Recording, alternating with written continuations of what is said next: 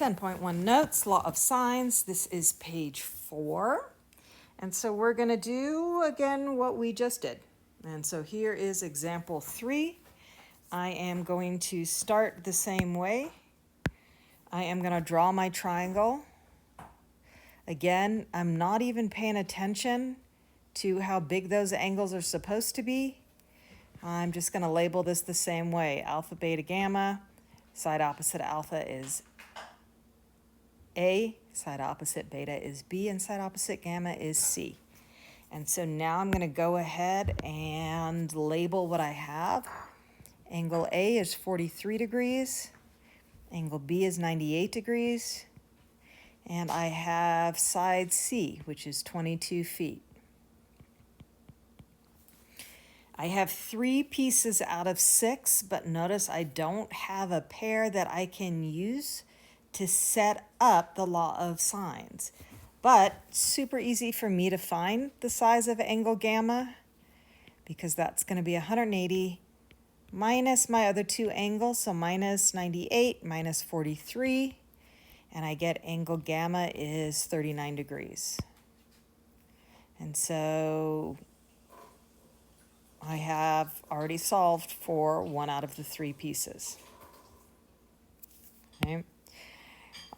Doesn't really matter which way I go next, so I'm going to go ahead and use gamma and alpha, and I'm going to solve for side A.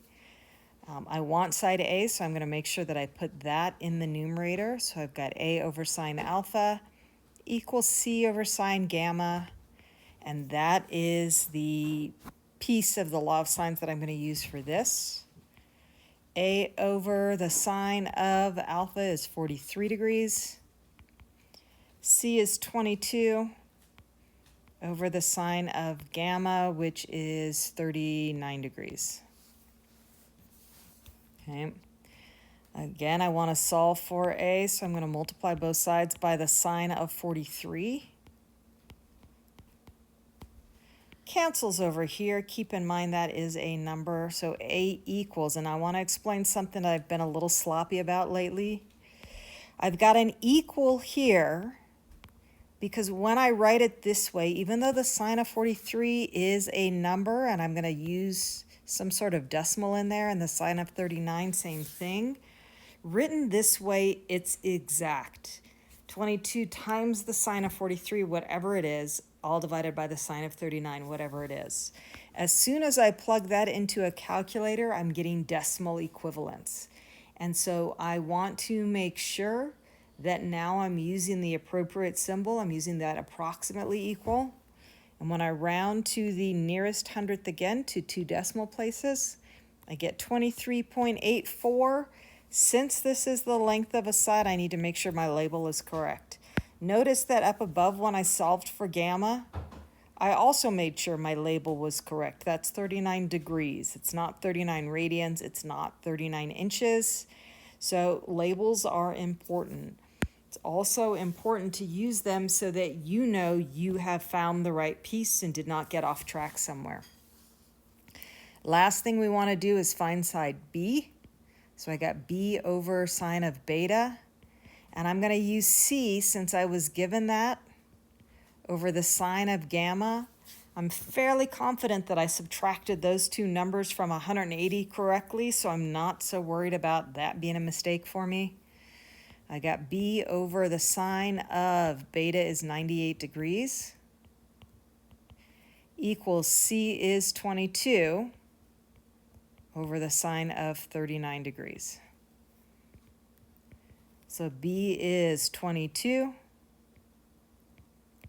times the sine of 98 over the sine of 39. And when I use the calculator, I get 34.618. I want to round that to 2 decimal places. I get 34.62 feet. So we had 3 pieces. We found the other 3 pieces. We have solved for this triangle. Okay, notice our first example was angle, angle, side, 2 angles and a side not between them. That was example 2. Example 3, we had angle side angle. We had two angles in the side between them. And now we're going to look at our third case, side angle. So here we're going to have two sides and an angle that is not between them. Okay? There are three ways this can happen. We can be put in a situation where we cannot actually make a triangle with the information that we're given. So we have got situation 1 where no triangle exists. It could be like the problems we've solved. We get one triangle. Or there is the possibility that based on what we find, we could create two separate triangles. And we're going to look at each of those pieces. Okay? And so here's what happens. As we go through and we set up our law of sines, we solve for our first angle. If the sine of beta is greater than 1, then no triangle exists. And we know that because from the graphing, we know that sine of an angle has to fall between -1. So if it's greater than 1, we get no triangle. And additionally, if it's less than -1. Okay. Version 2, we don't see this one as much, but if the sine of beta is exactly 1, there is only one triangle. What we're going to see more often is a sine of beta that falls between 0 and 1. Then we know we potentially have two triangles. Okay. And so keep in mind as we talk about beta or B, I'm using capital letters here rather than the alpha, beta, and gamma. So we've got capital A, capital B, capital C. It's easier to type. For some, it's easier to write if you're not used to the Greek letters. It gets a little confusing as explaining. You got to make sure you keep those angles and sides separate. So here's what's going to happen. If the measure of angle B, that's the angle that we started with, is less than or equal to the measure of angle A, where angle A is the first the first angle we could find setting up law of sines, then we only have one triangle. Okay, so if we set up law of sines, we find an angle, it's larger than the angle that we had to start with, there is only one triangle. If, though, we set up our law of sines to find a second angle, and that angle is smaller than the angle that we had to start with, then we actually have two triangles. And so you're going to find angle A, and then you're going to find, sometimes you'll see it called A prime. It's our second angle A, and we're going to use that to solve for the second triangle. And so we will do examples of all three of these in the next couple of pages.